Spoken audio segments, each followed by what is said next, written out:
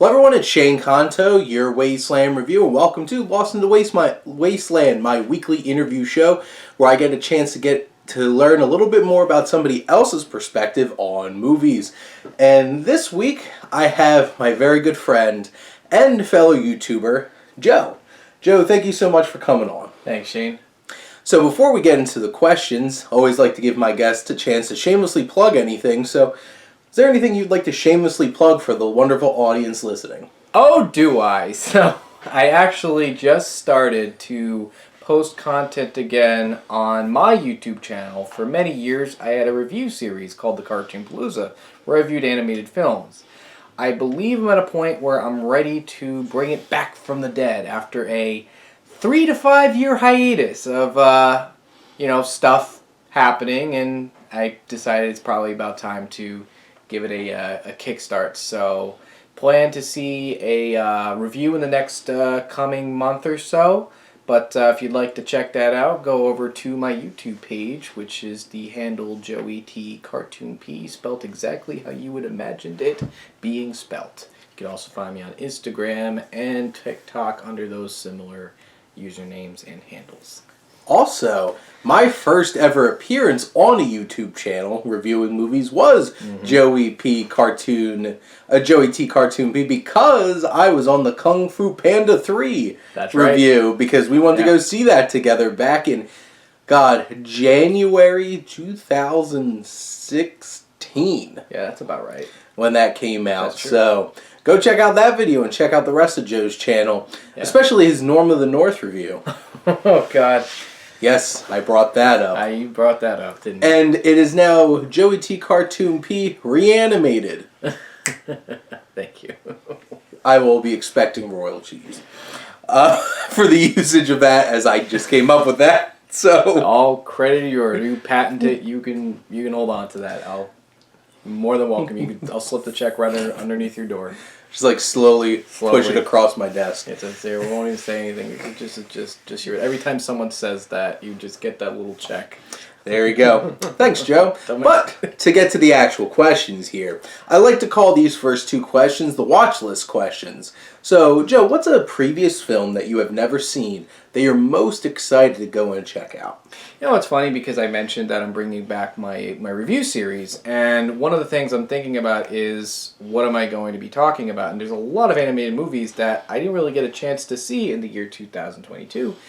And quite frankly, there's a lot of movies that have, earned quite a bit of a reputation. And one film in particular that I hear many great things, in fact, you mentioned it earlier today, was Turning Red. I have not seen it. I always held off from seeing it because, do you ever get a feeling when a lot of people are talking about something and sometimes you want to go in with a clear perspective and a clear mind? I am one of the people who actually prefers to watch old school TV. You grow up and whatever's on TV is what you get. The set schedule, there's no choice. Nowadays with streaming, you kind of just have a bit of a choice with all the choice. All the choices, exactly. And sometimes it gets a little exhausting. That for me, I used to appreciate it, growing up, you could just turn on TV, flip the channel, and then that's how you find it. And I'm kind of at that point where, so many people were talking about Turning Red, and I really wanted to come into this with a clear mind, but people were already posting like clips from the movie or talking about the movie that to me, it didn't really feel like I was watching the movie. To me, I want to come in with a clear perspective, and if I do that, I think now is about the time for me to check it out. There you go, just in time for the start of award season as well, because I'm sure that will be getting quite a bit of attention. Yeah. Especially Especially in a slow year for animation. Yeah. Especially because the director of that film has done a very interesting short for Pixar. She did the short, the one with the dumpling. Yep. What was it called again? Bao. There we go. That was amazing. One of my favorites. That one was so great. Very disappointed as we saw Strange World today and there was no short in front of it. Thanks, Disney Animation. How bizarre. I know we're not talking about that movie, but how bizarre is it when your movie just starts with a title, no credits? It's just like, it just opens up. Strange World. I don't think I've seen a Disney animated film do that. Well, that was the moment where we realized, I'm like, oh, there's no short film in front of this. This is just hitting the ground running. This is the movie. Bada boom. There you go. Boom, there we go. So now, turning perspective to the future. Joe, what's a film that has yet to be released that you're most excited to check out? You know, it's funny, I was thinking about this when I got to see the questions, and the first thing that came to my mind is a film that's been in production for a really long time, or something that a lot of people are really looking forward to, and I keep hearing about this movie that Francis Ford Coppola... I can't say the guy's name, and I'm Italian, and I feel like I'm deceiving my people by not saying his name right. But the director of The Godfather is going to be directing a movie called Metropolis. Megalopolis. From Francis Ford Coppola. Where it's supposed to be like this big, epic, sci-fi movie. Yeah. All on his wine dime. Yeah. Coppola wine's pretty good. Yeah, I've heard good things. Apparently makes good money. He made enough money where he can independently bankroll this giant production. Yeah. So that's an interesting choice because, well, it's so interesting doing my Welcome to the Wasteland show because, I did the Coen brothers and I thoroughly enjoyed their whole filmography, even though Lady Killers is not a good movie. That's a remake too, right? Yes, I want to see. That's one that I actually want to see is the original with Al Guinness in it. You have Stanley Kubrick, which I hate Lolita, but besides that, it's Kubrick. And then Scorsese and Spielberg, very few of their films have not done well. If Coppola ever winds up being the director, I'm going to be like, oh, this is starting a maze. What the hell happened here? And then it just falls off a cliff. So, he hasn't really done anything interesting in a long time. So I'm quite interested. Maybe he found that spark again. Yeah. And if he does find that spark again, he's made some of the greatest films of all time. Yeah. So I'm also interested to check that out. It's interesting you say that too, because now that I'm thinking about it, a lot of times as a creator, you have this passion project you always wanted to do, and sometimes, things just don't turn out the way you want them to for those projects to turn out the way you want them to. And as an artist, that can also be a good thing, but can also be a bad thing. To me, that's why I'm more interested to see where this goes. Because sometimes when you're given full control, you're given everything you want to make the movie you want, sometimes it doesn't always turn out the way you imagine it to be. And sometimes it does turn out that way, and it's not exactly the movie that most people want to see. So for me, that's the curiosity, that's the mystery surrounding it that makes me interested to see what it's going to turn out Yeah, to. and this is an architect wants to rebuild New York City as a utopia following a devastating disaster. Starring Aubrey Plaza, Adam Driver, Shia LaBeouf, Forrest Whitaker, Natalie Emanuel, James Raymer, Catherine Hunter, John Voight, Dustin Hoffman, Talia Shire, his sister, Jason Schwartzman, his nephew, Lawrence Fishburne. It's a family movie. Grace Vanderwall, and just... It looked pretty legit. Wow, I haven't seen Talia Shire in anything recently. I'm trying to think the last thing I saw here was Rocky V. I know. So and that was back in 1990. So it's been interesting pick. It'll be interesting to see if it actually gets made. Oh yeah. That's the thing. There was news coming out about it where it seemed a little reassuring. I think Netflix has a whole cast. Yeah, it's got the cast. It seems like it's Netflix will throw money at anything. So right? There you go. Now, Joe, so this is always an interesting thing about, and as we saw A Strange World today, it's felt kind of like a ripoff of Atlantis. And why didn't you just remake Atlantis? Remakes are in the air because, trying to make something truly original is very difficult at this point. But Joe, what's a film that you actually want to see remade? I've always had this movie in my mind, and it makes no sense to anybody else except me. And I'm okay with that, and I'm content with that. But if I were to see a movie remade, I would actually want to see Lilo and Stitch remade. But I would have it remade by Spike Jonze, because here you have material, a really good movie, on its own right, but it's never really gotten to the lengths of people claiming it as big as Frozen or The Lion King. It's a smaller Disney animated movie, but the story itself, take the aliens out of it, is really an intimate story about family and extended families and people bonding together in trauma, and we talked about it in the podcast too, and it was great to hear what everybody else thought about it, because it's a movie that sparks a very interesting conversation. You have Where the Wild Things Are, and you have Spike Jonze' filmography, where he understands the human condition so well, in my mind, that I think of any filmmaker, it would just be amazing to see his take on what that would be like with the budget, that he had for Where the Wild Things Are, to just make a intimate, film like this. And if I were to bank on it, I would probably imagine it where, in my mind, the Stitch comes across like a dog to other people, but underneath it all, Lilo's the only one seeing the parallels to her life in Stitch's life, the same way when Max in Where the Wild Things Are goes into the imaginary world and sees the parallels to his life, because it's, there's a great analysis on Where the Wild Things Are where it really captures like what Maurice Sendak did, which was talking about how children internalize and try to process the world. And, you have Lilo, and in the movie it talks plenty about how Lilo is just trying to process her sister being her mom. Yeah. And one of the most two heartbreaking scenes in the movie, right? Where, she's talking to her sister after a big fight, and she's like, I just can't see you as my mom. I just see you as you're my sister, but you're a horrible mom. And that scene just, it's crazy that Disney would make a movie like that. Yeah. But it would also be perfect for Spike Jonze to make a movie like that. It'd be very interesting, because right now Dean Fleischerkamp, who did Marcel the Shell with Shoes On, is going to be the one who's actually remaking it. And that's okay. Because that actually is I think he would do something similar to what Spike Jonze would do. And we're going to find out. So I'm okay with that. In 2024, apparently. Now, Joe, what is your fondest memory of going to the movies? This question sparks, I sound so pretentious saying this. No judgment to the world of YouTube hearing me say this, but I actually have this recurring dream.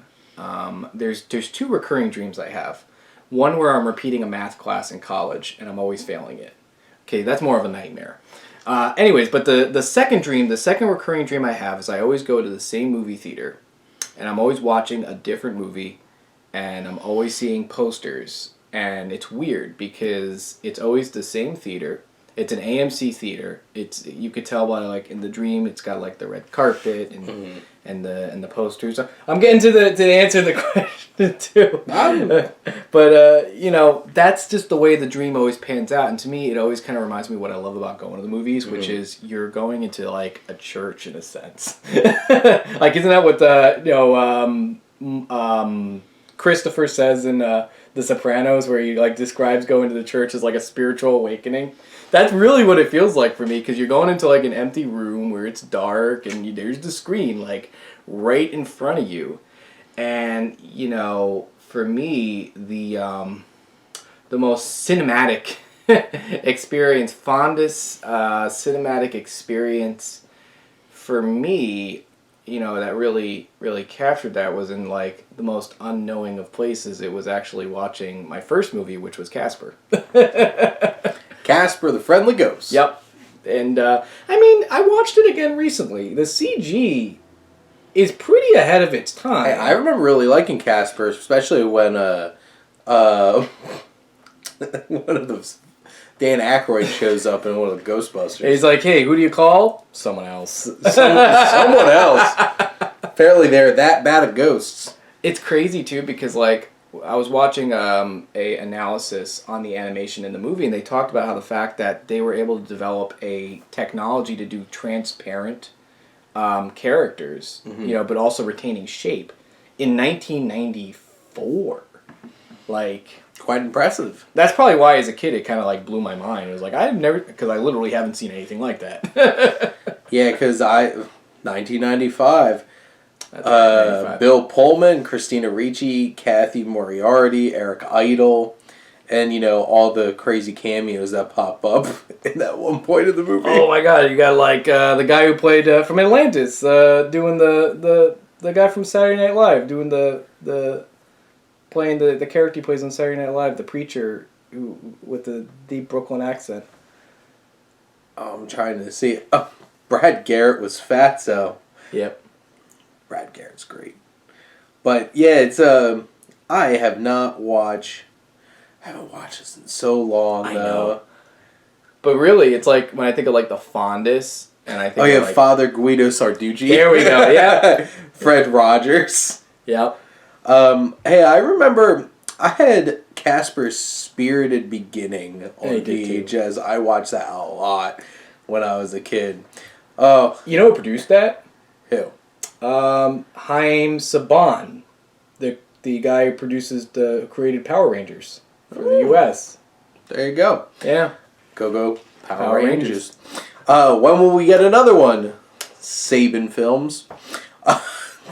Guess we'll find out. Now, Joe, what's a film that really exceeded your expectations? I was thinking about this for a bit. There's many ways you can go with this answer, and it's tough that you can never really get like one answer for certain questions. There's really multiple ways you can answer certain questions. When I'm thinking of like, expectations, there's like storytelling. Sometimes there's a movie that would like exceed what you think, a story would go, and I like that. That's for a really long time. Like when I was reading Cormac McCarthy growing up in high school, it was like, no one's ever writing stories like this. And, Some dark shit. it's very dark shit. And then, like, you think of, like, things of, exceeding expectation when it comes to technology. And, there's a couple of movies that I think really do it for me. The first time I've seen The Fountain by Darren Aronofsky. What a movie. It was a movie. I mean, it's definitely not a narrative-driven story, but that's also the beauty of it, is that it felt like poetry. Yeah. It was like the first... There's a narrative to it, there is a plot to it, but there's also a sense of poetry, which then also adds to the element of, what is life and what does it mean to really be, to be living and to be reanimated every sort of generation. I thought it was very clever and just visually beautiful too, and to me that was like, this is art. This is cinema. When Hugh Jackman turns into a bunch of flowers. Oh, that's terrifying. Oh yeah, that's some Darren Aronofsky shit right there. That's some Requiem for a Dream shit right there. Or Mother. I can't get myself to watch it yet because I've heard about it, and it's like when you hear about a Serbian movie where it's just super grotesque. Yeah. Mother's an experience. Yeah, it's like I have to mentally prepare myself to see that. I think at some point, the third act of that movie is unrelenting. Oh. In the immortal words of Nandor, the Relentless. And the funny thing, though, is that you could totally see Aronofsky doing that because 100%. He has like, I could imagine him like watching the most goriest stuff like watching Open Heart Surgery and not flinching. On himself. He could watch it happening to himself and be totally okay with it. Very interesting. Yeah, the Fountain's something special. Yeah. I need to give that a rewatch. Yeah. I own that somewhere. I think nowadays with like 4K resolution, it would be great to see what that movie looks like. I think the last time I've seen it was like on a DVD. I would love to see. Too. Yeah, I'd love to see what it looks like on a Blu-ray or 4K. I'm sure it would look gorgeous. Oh yeah. Now, Joe, I don't know if you're much of a reader, and this question's always a kind of hit or miss for some people. Is there a particular written work that you would like to see adapted into a film? See, that's the thing is, I don't get a chance to read as much as I want to. In fact, when I did go to the library today, I picked out a nonfiction book called Insane, which talks about people who have been convicted of, been sent to prison, and basically when they should have been having pleas of insanity and have severe mental illness. That I have an approach, and I want to know if this is similar to your approach. When I'm looking for a book, I found out when you open the book and you just go to a random page and you start the paragraph, and if you like what you're reading, you pick up the book. Is that something that you have ever tried? No. I tend to does this pique my interest? I get it, and I just read it. See, I have never not finished a book.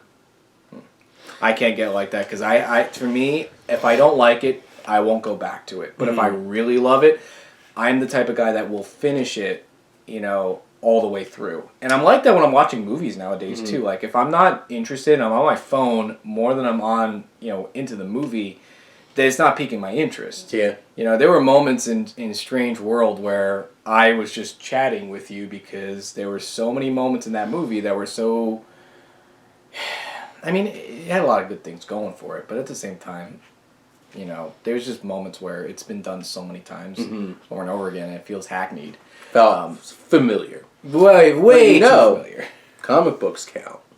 As okay. it works.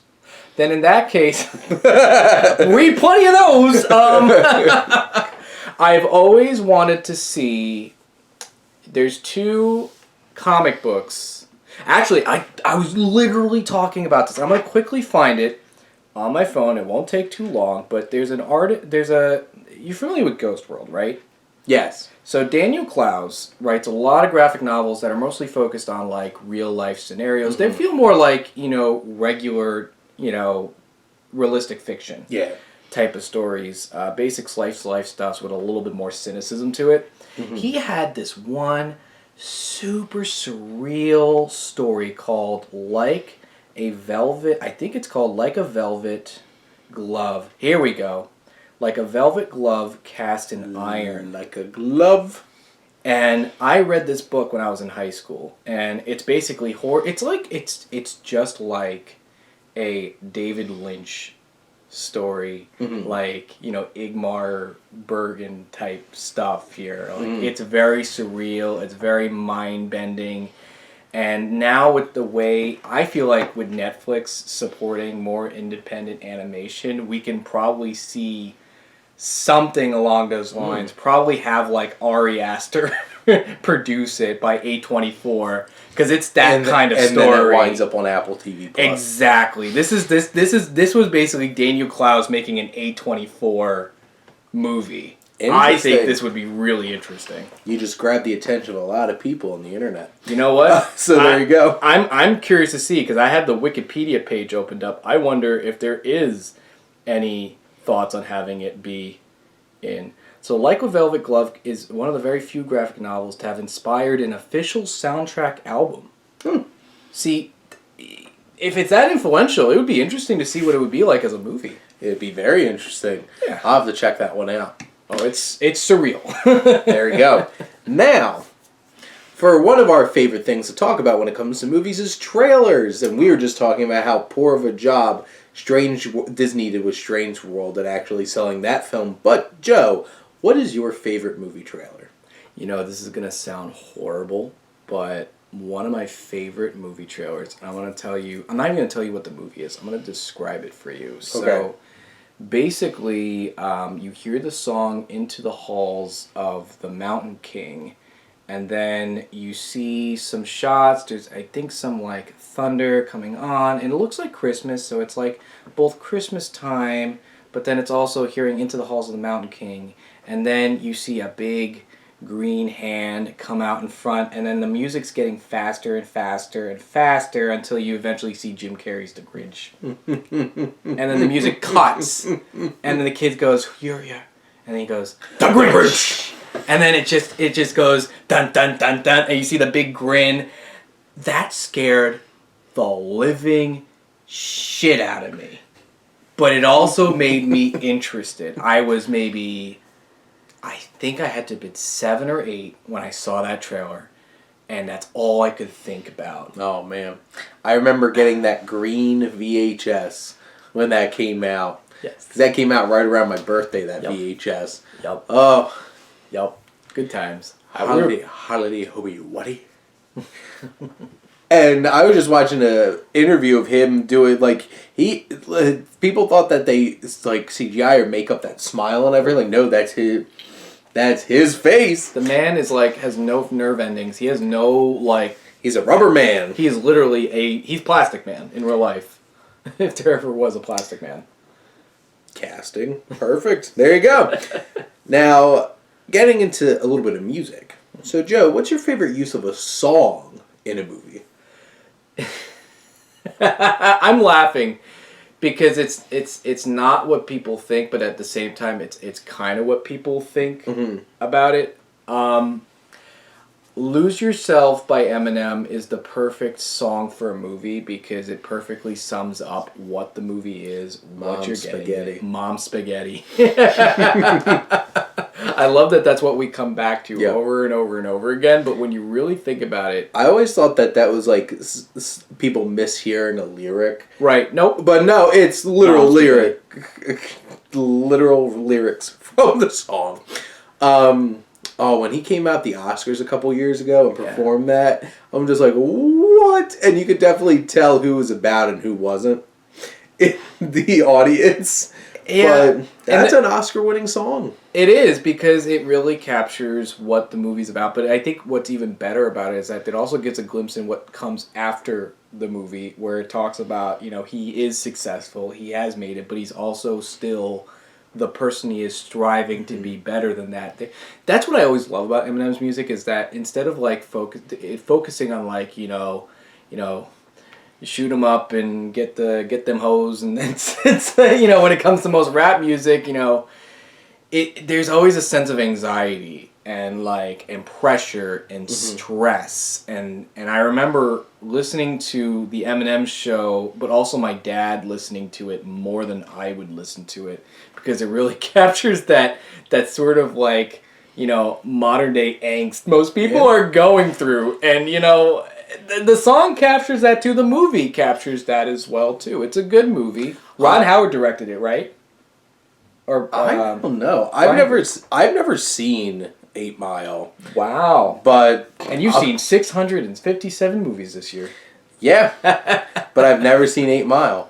It happens. Because, I don't know, it never really piqued my interest that Curtis Hanson directed. Okay. Brian Grazer produced it then. Who did L.A. Confidential. Okay. Interesting. That is interesting. But, this is a legit movie. It's starring Eminem, Brittany Murphy, Kim Basinger. Yeah. Isn't Anthony Mackie in this? So a little known fact about that. So Michael Shannon. Anthony Mackie, so he's the character that Eminem battles at the end of the movie. Papa Doc. Yep. And at the end of the movie, he actually starts to diss him, but using details about his real life.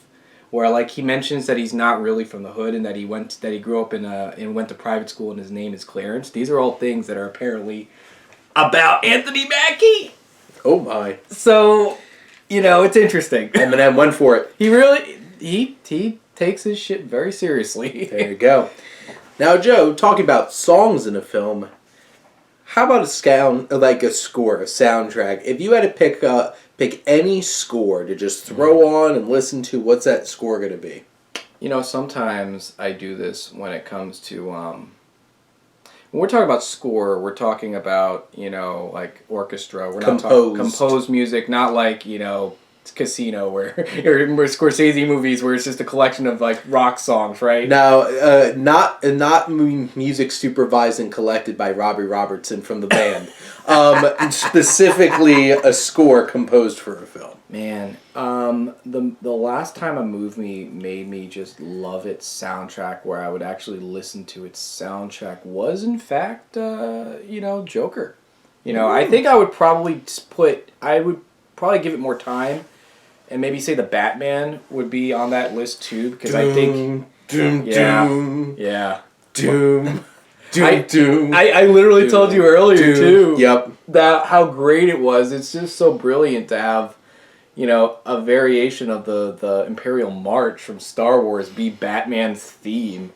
It just... it's intimidating. It's so intimidating, but it really makes you feel like shit's going down. If you're a criminal... Shit's going down in Gotham. And any shadow you see, Batman will probably be there to slap you across the face.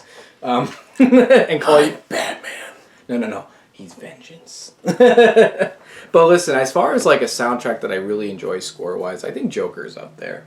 I really love the it's not really in your face, but sometimes it's in your face. And it just kind of has this re-listenability. I thought it was great that you have a record player, because a part of me, I have one too, but I need a new belt for mine.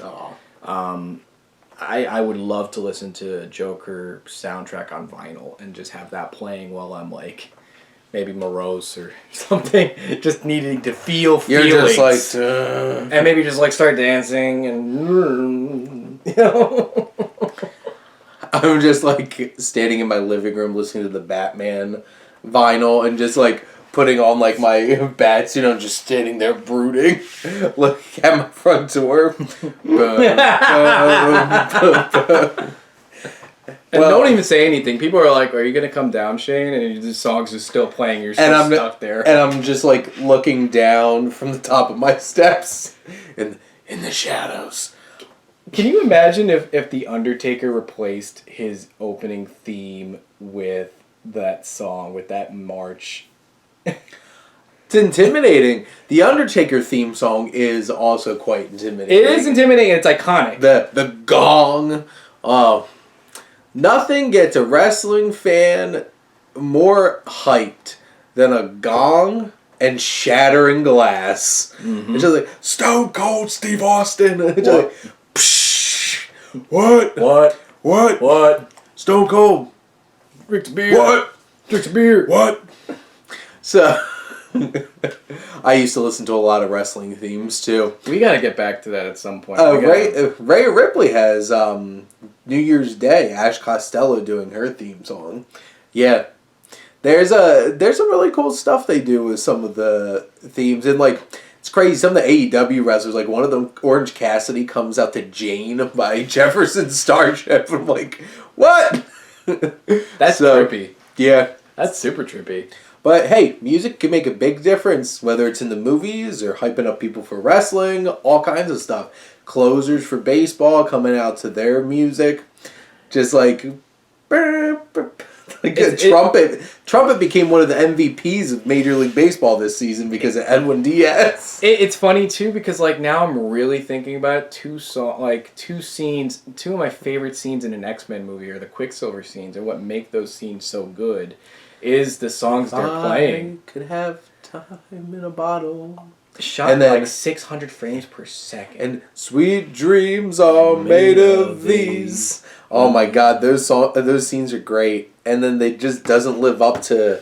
They didn't give him one in Dark Phoenix.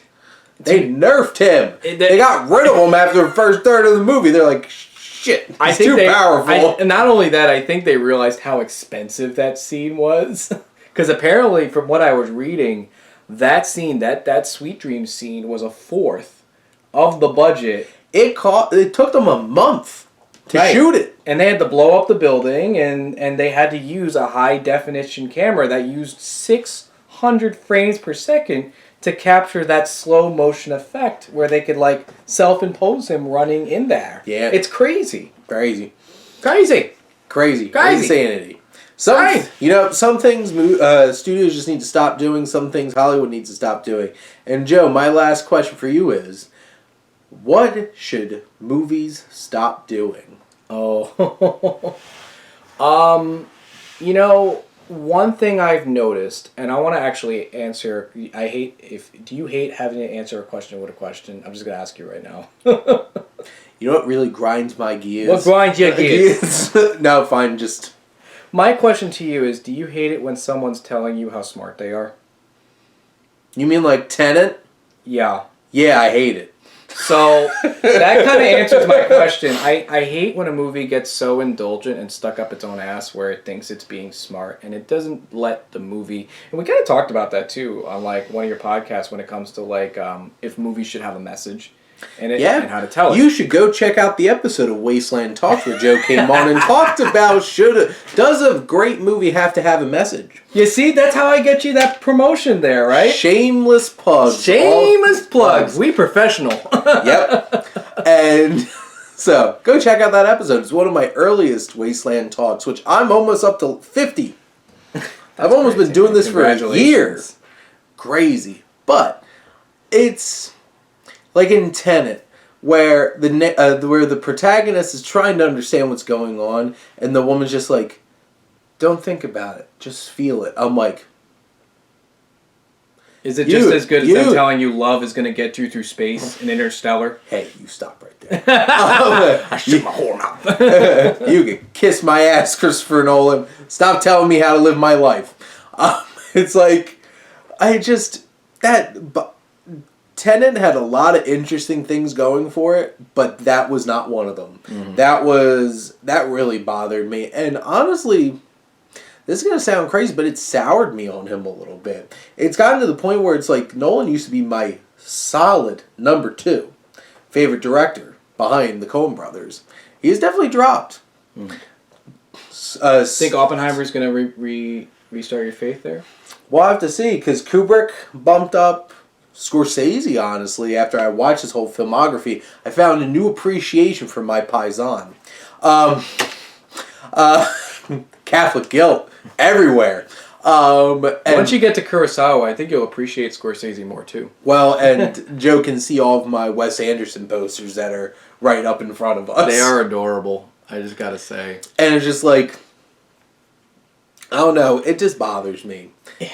It does bother me when a movie is... And the great thing about those movies, too, is, like, Kubrick is one of those guys where, like, he just uses the film. He uses sound. And Scorsese does the same thing, too, where they're using sound, they're using images, they're using characterizations and how characters are acting, where they are telling you everything you need to know without actually telling you. Mm-hmm.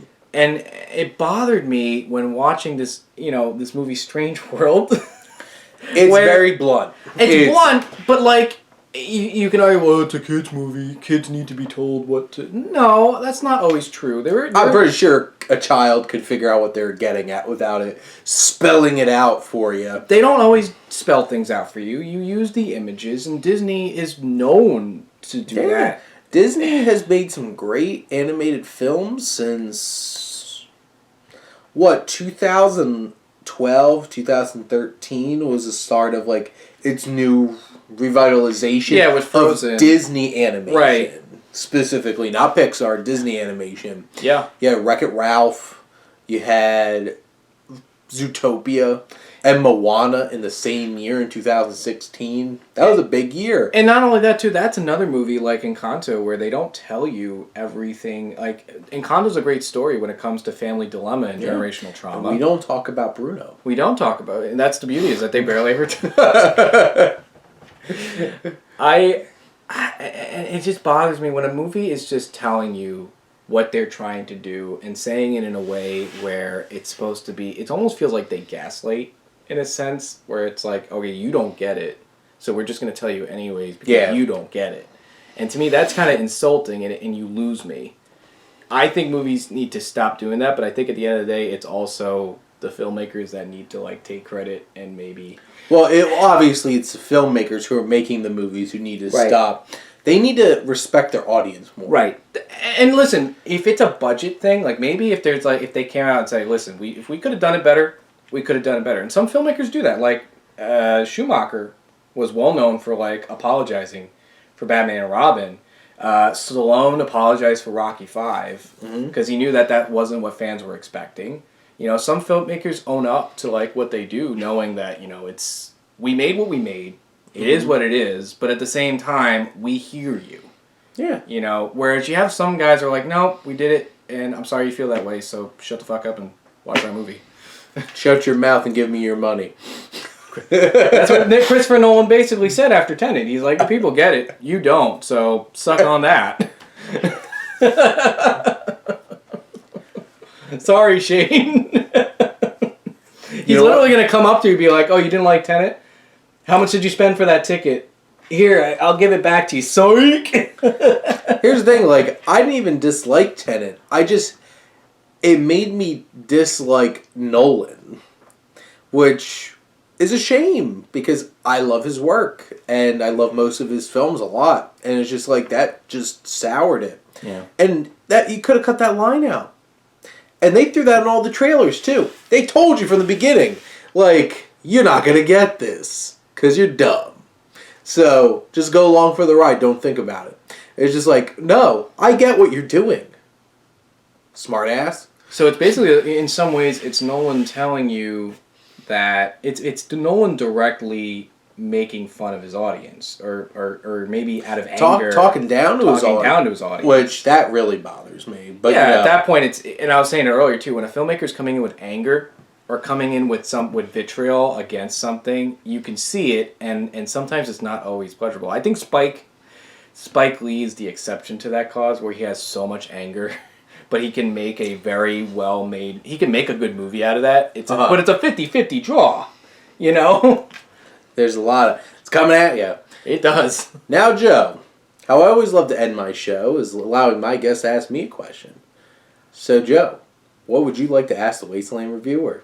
Oh, I did technically ask you a question before. That doesn't count. I'm not going to do that to you, actually. But you don't get to make the rules around here. I do, so you got to ask me another question. But you know what? I think this would be an interesting question to know, because filmmaking is a multitude of steps, right? There's directing, there's writing, there's producing, there's financing, there's, even being a historian, or what you're doing right now as a critic.